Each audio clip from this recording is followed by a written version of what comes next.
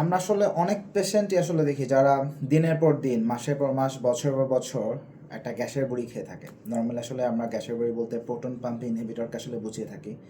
দেখা যাচ্ছে যে ইসোমিপ্রাজোল, ওমিপ্রাজোল, র্যাবিপ্রাজোল, প্যান্টোপ্রাজোল এরকম বেশ কিছু জেনেরিকের আসলে গ্যাসের বড়ি আসলে পাওয়া যায়, যেটা মানুষ বাংলাদেশের রীতিমতো আসলে প্রায় মুড়ি মুরগির মতোই খায়। এবং দেখা যাচ্ছে অনেক ক্ষেত্রে এরকমও হয় যে পেশেন্ট সামটাইমস নিজেই আসলে ডিমান্ড করে যেন তাকে একটা গ্যাসের বড়ি আসলে দেওয়া হয়। এবং যারা গ্যাসের বড়ি আসলে রেগুলার বেসিসে নেয়, আমরা যদি আসলে একটু শুনি, সে আসলে বলবে 6 মাস, 1 বছর, 2 বছর কন্টিনিউয়াসলি এটা আসলে চলছে। এবং যদি বলে যে আপনি এতদিন ধরে এটা কেন নিচ্ছেন, বলে যে যদি আমি এটা বন্ধ করি আমার গ্যাসের সমস্যাটা বেড়ে যায় বা বুক জ্বালা পোড়াটা খুব বেশি বেড়ে যায়।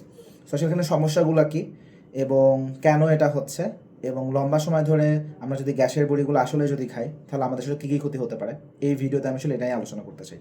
সো প্রথম কথা হচ্ছে যে আমরা আসলে গ্যাসের বড়ি অ্যাকচুয়ালি আমাদের কেন খাওয়া লাগে, বা বাংলা মানুষ গ্যাসের বড়ি বলে থাকে। So proton pump inhibitor, basic কথা হচ্ছে যে আমাদের যে স্টোমাক আছে, আমাদের স্টোমাকের মেইন ফাংশন হচ্ছে যে আমরা যেই খাবারটা খাই সেই খাবারের যে হজম প্রক্রিয়া, বলা যেতে পারে যে স্টোমাকে আসলে এটার মেজরিটি কাজ আসলে এখান থেকেই শুরু হয়। এবং এখানে অ্যাসিডের একটা মেজর ফাংশন আছে। এখানে যে অ্যাসিডগুলো আসলে পাকস্থলী থেকে যেটা আসলে আসে, এটা খাবারের মধ্যে থাকা যে ব্যাকটেরিয়াগুলো থাকে বা আদার যে জীবাণু টিবাণু থাকে, এগুলোকে আসলে ভাইরাস বলি বা ব্যাকটেরিয়া বলি, মেজরিটি হচ্ছে খাবারের সাথে যেগুলো চলে আসে এগুলোকে আসলে অ্যাসিডটা নষ্ট করে দেয়। এবং এই অ্যাসিড খাবার হজম করতেও সাহায্য করে। দেখা যাচ্ছে যে আমাদের যে বিভিন্ন এনজাইমগুলো আসলে রিলিজড হয় পাকস্থলী থেকে, সো কিছু কিছু এনজাইমের ক্ষেত্রে এই পাকস্থলীর অ্যাসিডটা আসলে খুব ম্যান্ডেটরি। যদি পাকস্থলীর অ্যাসিডটা না থাকে খাবার হজম হতেও আসলে একটু প্রবলেম হবে। সো অ্যাসিডের আসলে বেশ কিছু রোল আসলে আছে। সো নর্মালি অ্যাসিডটা আমাদের জন্য ভালো, দরকার। কিন্তু দেখা যাচ্ছে কিছু কিছু মানুষের ক্ষেত্রে বেশ কিছু কারণে দেখা যেতে পারে যে স্টোমাকে এখানে একটা আলসার হতে পারে। সো আলসার বা একটা ঘা সৃষ্টি হতে পারে। এখন ঘা অনেক কারণে হতে পারে। কমনলি দেখা যাচ্ছে যে যদি কেউ যদি পেইন কিলার জাতীয় ওষুধগুলো খায়, যেমন আমরা এনএসাইডস বলি, দেখা যাচ্ছে যে কিটোরোল্যাক বা ন্যাপ্রোক্সেন বা এই ধরনের যেই ব্যথার ওষুধগুলো আছে, এনএসাইডস আমরা বলি, সো এগুলো যদি কেউ নেয়, এটার সাইড ইফেক্ট থেকেও আসলে পাকস্থলীতে ঘা খুব কমন একটা ব্যাপার। এবং আরেকটা হচ্ছে একটা ব্যাকটেরিয়া আছে, নাম হচ্ছে হেলিকোব্যাক্টার পাইলোরি। এই হেলিকোব্যাক্টার পাইলোরি ইনফেকশনের মাধ্যমে আসলে পাকস্থলীতে ঘা হতে পারে। এর বাইরে আরও কিছু রিজন আছে, বাট সবচেয়ে কমন রিজন আসলে এই দুইটাই। সো দেখা যাচ্ছে যে কোনো পার্সনের যদি আসলে পাকস্থলীতে ঘা হয়, এই জায়গাটা যেটা হয় যে ওই ঘায়ের ওই জায়গাটা অ্যাসিডের কারণে আসলে সবচেয়ে বেশি ড্যামেজ আসলে হয়। অ্যাসিডের বাইরে আরও কিছু ফ্যাক্টর আছে, বাট অ্যাসিড এখানে মেইন প্রভাবক হিসেবে কাজ করে। সো ওই অ্যাসিডটাকে আমরা আসলে নিউট্রালাইজ করার জন্য আমরা অ্যান্টাসিড দিই, এবং অ্যাসিড সিক্রেশন যেন কম হয় সেই জন্য আমরা আসলে পিপিআই বা প্রোটন পাম্প ইনহিবিটরগুলো দিই, যেমন ইসোমিপ্রাজোল, ওমিপ্রাজোল। উদ্দেশ্য থাকে যে ঘাটা যেন ওই টাইমের মধ্যে শুকায় যায়, এবং ঘা রিপেয়ার হয়ে গেলে আমরা ওষুধটা বন্ধ করে দিই। এবং যত রকম ট্রিটমেন্ট প্রোটোকলগুলো আসলে আছে পেপটিক আলসার ডিজিজ রিলেটেড, মোটা দাগে আসলে 1 মাস থেকে 2 মাস, এর বেশি কোনো ট্রিটমেন্ট প্রোটোকলে আসলে প্রোটন পাম্প ইনহিবিটরের কথা বলা নাই। সর্বোচ্চ 2 মাস কিছু কিছু জায়গায়, বাট কিছু কিছু প্রোটোকলে একদম 4 সপ্তাহের কথা বলা আছে, যে 4 সপ্তাহ, সর্বোচ্চ 8 সপ্তাহ। এর বেশি আসলে কোনো ট্রিটমেন্ট প্রোটোকলেই আমরা আসলে গ্যাসের বড়ি বা প্রোটন পাম্প ইনহিবিটর কোনো ইন্ডিকেশন আসলে আমরা পাই না। হ্যাঁ, যদি কারো একটা টিউমার থাকে, যেমন একটা বিশেষ এক ধরনের টিউমার আছে যেখানে পাকস্থলীতে মাল্টিপল ঘা হয়, ডিওডেনামে মাল্টিপল ঘা হয়, সেইখানে আমরা আরও লম্বা সময় ধরে আমরা প্রোটন পাম্প ইনহিবিটর দিই। But that's a different case, এটা খুবই রেয়ার একটা কেস। কমন জায়গাতে আসলে আমরা সর্বোচ্চ 2 মাস। তো দেখা যাচ্ছে বাংলাদেশের মানুষের ক্ষেত্রে যেটা হয় যে সে বলে যে আমার আসলে পেটে একটা ঘা হচ্ছিল বা আমার জ্বালা পোড়া, বা টিপিক্যালি পেপটিক আলসার ডিজিজের পেশেন্টের যেরকম প্রেজেন্টেশন থাকে এক্স্যাক্টলি সেম প্রেজেন্টেশন নিয়ে সে আসে, এবং সে বলে যে আমি আসলে 2 মাস খাইছি বাট আমার কোনো ইম্প্রুভমেন্ট হয় না। এটা হচ্ছে মেজর রিজন যে সে কন্টিনিউ করতেছে। আবার যারা লম্বা সময় ধরে কন্টিনিউ করে তারা যদি ওষুধটা বন্ধ করে দেয় তখন তার সমস্যাটা আরও বেশি বেড়ে যায়। সো দুটার পেছনের রিজনটা আসলে কি? সো প্রথম কথা হচ্ছে যে আমাদের যে পাকস্থলীর যেটা ঘা হয়, বাংলাদেশের মতো পপুলেশন বা এ ধরনের থার্ড ওয়ার্ল্ড কান্ট্রি বা ডেভেলপিং কান্ট্রি বা আন্ডার ডেভেলপড কান্ট্রি, এইসব জায়গাতে সবচেয়ে কমন রিজন আসলে হেলিকোব্যাক্টার পাইলোরি নামক একটা ইনফেকশন।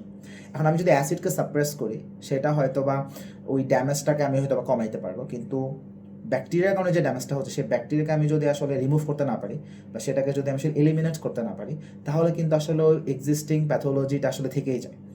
সো এই জন্য দেখা যাচ্ছে যে অনেক পেশেন্ট শুধুমাত্র গ্যাসের বড়ি খাচ্ছে অথবা সে আসলে অ্যান্টাসিড নিচ্ছে, কিন্তু ওই ব্যাকটেরিয়াটাকে মানে মারার জন্য আসলে যে ট্রিটমেন্ট দেওয়া দরকার সেটা আসলে সে পায় না।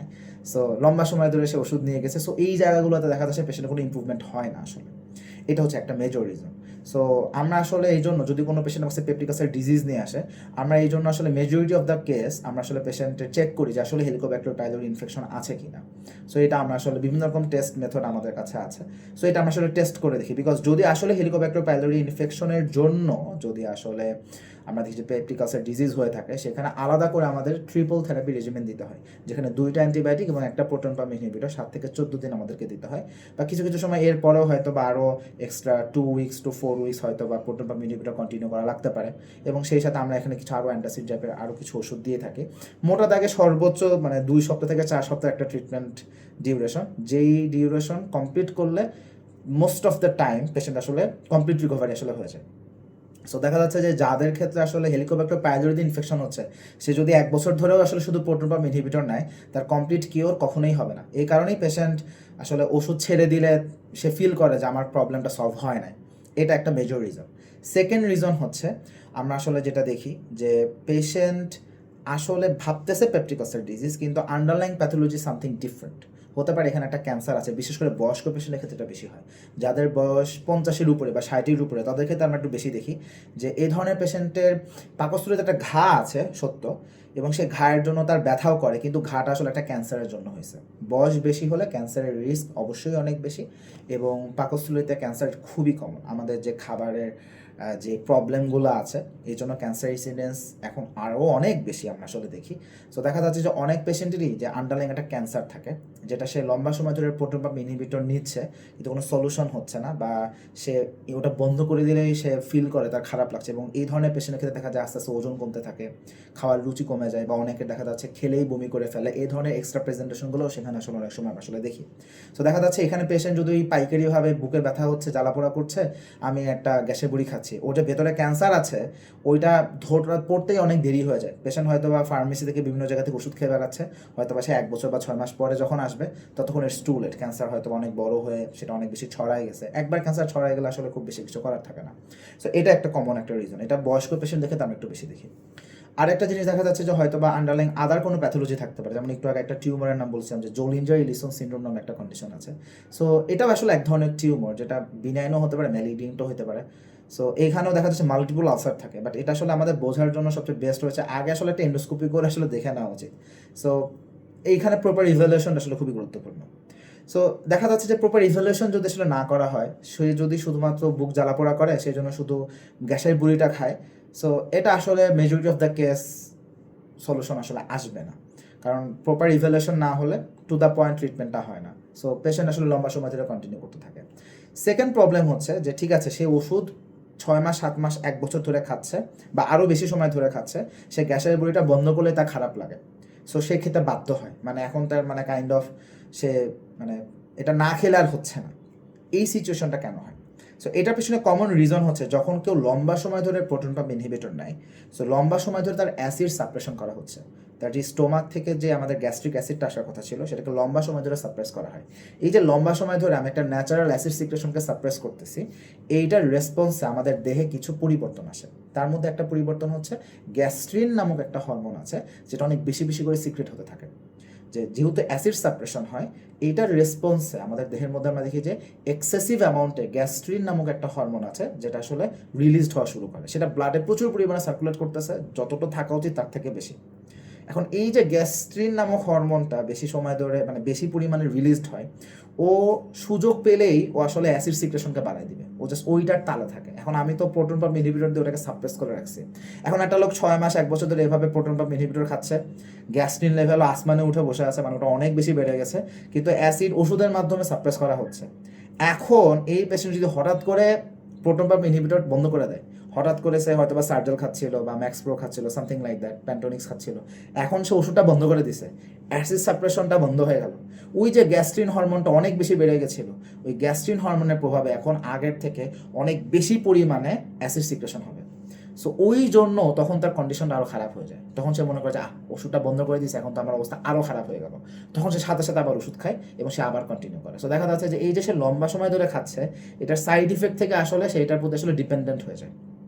এখন কথা হলো, একটা পেশেন্ট যদি এরকম 6 মাস 1 বছর বা লম্বা সময় ধরে বছর পর বছর ধরে সে যদি আসলে প্রোটন পাম্প ইনহিবিটর এইভাবে চলতে থাকে, যেটা আসলে আইডিয়াল না, তাহলে এইটার কনসিকুয়েন্সেসগুলো কি? সো নর্মালি দেখা যাচ্ছে লম্বা সময় ধরে যারা প্রোটন পাম্প ইনহিবিটর ইউজ করে তাদের ক্ষেত্রে আমরা কিছু ডিজিজ হওয়ার আসলে আমরা বা কমপ্লিকেশন হওয়ার আমরা আসলে ভয় পাই।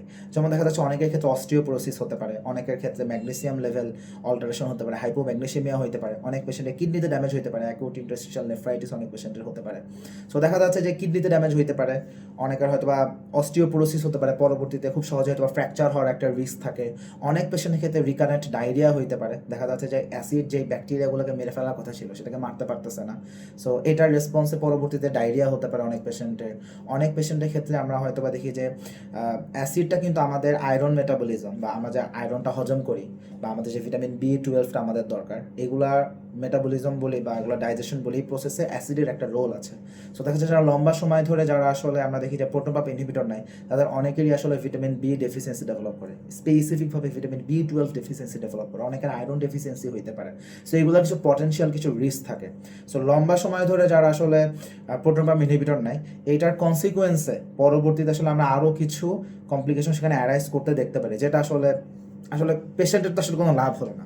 তাহলে আসলে করণীয় কি? পেশেন্টের আসলে প্রোটন পাম্প ইনহিবিটর ব্যাপারে তার আসলে অ্যাপ্রোচ কী হওয়া উচিত? প্রথম কথা হচ্ছে, যদি আপনার গ্যাস্ট্রিকের সমস্যা বা এই জায়গাটা একটু জ্বালাপোড়া করতেছে এরকম আপনার ফিল হচ্ছে, আপনি আসলে ডক্টরের কাছে আসেন। প্রথম কথা, এটা একটা প্রপার ইভ্যালুয়েশন করতে হবে। এবং আমরা এই জায়গায় প্রপার ইভ্যালুয়েশনের জন্য আমরা আসলে দেখা যাচ্ছে হেলিকোব্যাক্টার পাইলোরি টেস্ট করি, আপার জিআই এন্ডোস্কোপি করি। আপার জিআই এন্ডোস্কোপি করা আসলে খুবই ম্যান্ডেটরি। এটা সবচেয়ে বড় কারণ হচ্ছে আসলে ওখানে ঘা আছে নাকি জাস্ট একটা ইরোশন হয়েছে, অর্থাৎ সাপোজ ছুলে গেছে, হ্যাঁ এরকম ছিলে গেছে, ওটাকে আমরা ইরোশন বলি। সো ওইটাকে প্রপার ইভ্যালুয়েট করা দরকার। অথবা বয়স বেশি হলে সেখানে ক্যান্সার হয়ে গেল কিনা, এগুলো বোঝার জন্য আমরা আসলে একটা আপার যে এন্ডোস্কোপি অ্যান্ড সামটাইমস সেখান থেকে একটা বায়োপসি আমাদের নিয়ে আসতে হয়। সো প্রপার ইভ্যালুয়েশনের জন্য এই জিনিসটা করা খুবই জরুরি। স্যার ফার্স্টে যদি আমার ইভ্যালুয়েশনটা কারেক্ট হয় যে ঠিক আছে এটা আসলে কেন হলো, এটা যদি হেলিকোব্যাক্টার পাইলোরির জন্য হয়, তাহলে আমরা যে ট্রিপল থেরাপি রেজিমেন ফলো করি সেটা নিলে পেশেন্ট মানে ইউজুয়ালি আমরা এক্সপেক্ট করি পেশেন্ট 7 থেকে 14 দিনের মধ্যে ইম্প্রুভমেন্ট হয়ে যাবে ইনশাআল্লাহ। সো খুব অল্প সময় দিয়ে তার আসলে ইম্প্রুভমেন্ট হয়ে যাবে এবং তাকে আসলে লাইফ লং পিপিআই তাকে আসলে কন্টিনিউ করার কোনো প্রয়োজনই হবে না। So proper evaluation is very important. অথবা দেখা যাচ্ছে তার হয়তো একটা ক্যান্সার আছে, সেটা ধরা পড়ে নাই, কিন্তু ওটা আর্লি যদি ধরা পড়লে সেটা আর্লি ম্যানেজমেন্ট করা সম্ভব এবং ক্যান্সার ছড়ায় যাওয়ার আগে যদি সেটাকে আসলে প্রপারলি অ্যাড্রেস করা যায়, সেখানে পেশেন্টের সার্ভাইভাল রেট বা কিওর রেট নর্মাল কন্ডিশন থেকে বেশি। যে কোনো ক্যান্সার একবার যদি ছড়ায় যায়, এটা লিটারেলি ওইখানে আসলে কিউরেটিভ ট্রিটমেন্ট আর কনসিডার করা হয় না। তখন আমরা চিন্তা করি পেশেন্টের প্যালিয়েটিভ ম্যানেজমেন্ট, যে পেশেন্টের কষ্ট কীভাবে কমানো যায়। কিন্তু কমপ্লিট সলিউশন যে ঠিক আছে ক্যান্সার হয়েছে কমপ্লিটলি কিওর হয়ে যাবে, এটা বেসিক্যালি বলা যেতে পারে যে আমরা আসলে এক্সপেক্ট করি না। বাট যদি একটা ক্যান্সার ছোট্ট একটা জায়গায় ডিফাইন থাকে, ছড়ায় নাই, সেখানে আমরা কিওর এক্সপেক্ট করি। সো এই জন্য আসলে যদি আদার কোনো প্যাথোলজি থাকে, সেটা আসলে যদি শুরুতেই যদি ডায়াগনোসিস হয়ে যায়, আলটিমেটলি এটা পেশেন্টের জন্যই লাভ। সো এই ইভ্যালুয়েশনটা খুব গুরুত্বপূর্ণ। দ্বিতীয় কথা হচ্ছে, ডক্টরের প্রেসক্রিপশন ছাড়া এই যে নিজে লম্বা সময় ধরে প্রোটন পাম্প ইনহিবিটর নেওয়ার যে প্র্যাকটিস, আলটিমেটলি এটা রোগীর জন্যই ক্ষতিকর। লম্বা সময় গিয়ে তার আদার্স আরও কমপ্লিকেশনগুলো অ্যারাইজ করতেছে। তার হয়তো বা ভিটামিন B ডেফিসিয়েন্সি হতে পারে বা আয়রন ডেফিসিয়েন্সি ডেভেলপ করতে পারে, অস্টিওপোরোসিস হতে পারে, বা ফিমেল পেশেন্ট হলে হয়তো অস্টিওপোরোসিস রিস্ক এমনিই তাদের বেশি থাকে। সো এই কমপ্লিকেশনসগুলো অ্যারাইজ করতে পারে বা হয়তো বা রিকারেন্ট ডায়রিয়া হতে পারে। সো এই যে এই কমপ্লিকেশনসগুলো, এগুলোতেও কিন্তু আসলে অনেক পেশেন্ট আসলে সাফার করে। সো একটা সমস্যা থেকে অনেকগুলো সমস্যার জন্ম নেওয়া। সো এই জন্য আসলে এই যে আমরা লম্বা সময় ধরে যে প্রোটন পাম্প ইনহিবিটর নিই, সোমিপ্রাজল, র্যাবিপ্রাজল, প্যান্টোপ্রাজল, এই ধরনের যে ওষুধগুলো দেখা যাচ্ছে বছর পর বছর ধরে মানুষ খাচ্ছে এবং আমরাও আসলে খাই, এই প্র্যাকটিসটাই আসলে ভুল। যদি আপনার আসলে যদি ডিসকমফর্ট হয়, আপনি একটা প্রপার ইভ্যালুয়েশন করেন। প্রপার ইভ্যালুয়েশনে যদি আমরা যেই রোগটা ধরতে পারবো সেই অনুযায়ী একটা শর্ট ডিউরেশন অফ ট্রিটমেন্ট, হয়তো বা 2 সপ্তাহ, হয়তো বা 1 মাস, হায়েস্ট 2 মাস যাইতে পারে, এর বেশি আসলে কোনো প্রোটোকলেই আসলে এর বেশি যায় না। সো ওই অনুযায়ী যদি আপনি ম্যানেজমেন্টে আসেন, ultimately you will get cured ইনশাআল্লাহ, এবং আপনার এই সাইড ইফেক্টসগুলো হওয়ার প্রবাবিলিটি সেখানে অনেক লো থাকে। তো লম্বা সময় ধরে এই যে বাঙালির যে খাইসলত, এটা আসলে আলটিমেটলি পেশেন্টের জন্য ক্ষতিকর। সো আশা করব যে যারা ভিডিওটা দেখবেন এই ব্যাপারে সচেতন হবেন, এবং যদি আপনার পরিবারে কেউ এই পাইকারিভাবে গ্যাসের ওষুধ খাওয়ার মানে বিতিক থাকে, দেন আমি বলবো যে প্লিজ গো টু একটা ডক্টর দেখান, প্রপার ইভ্যালুয়েশন করেন আসলে স্টোমাকে কোনো প্রবলেম আছে কিনা। যদি থাকে সেটার অ্যাকর্ডিংলি ম্যানেজমেন্ট নেন এবং গেট কিওর্ড সুন। বাট এই পাইকারিভাবে প্রোটন পাম্প ইনহিবিটর নিচ থেকে কন্টিনিউ করার যে কালচার, এখান থেকে আসলে আমাদের সরে আসা উচিত। সবাইকে ধন্যবাদ।